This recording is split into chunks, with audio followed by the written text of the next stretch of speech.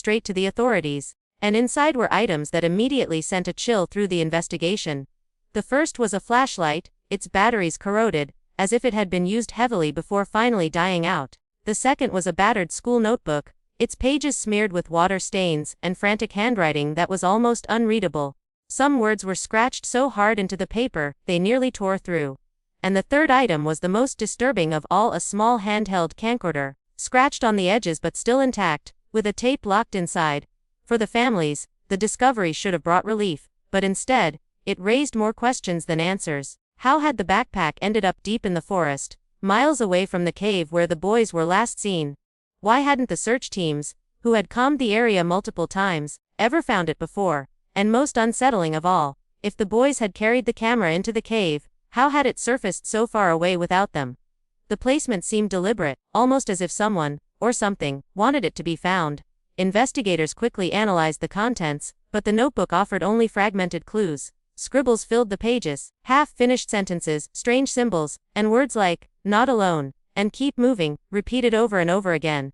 The handwriting, shaky and uneven, didn't look like the neat notes of schoolwork, but the desperate scrawl of someone terrified. Some pages had drawings, shadows shaped like figures, doorways carved into stone, and wide, staring eyes. For the parents it was unbearable to see, yet impossible to turn away from. The camcorder, however, was what unsettled everyone the most. Though its battery had long died, the tape inside was intact. When authorities carefully removed and tested it, they realized it contained hours of footage no one had been prepared to see.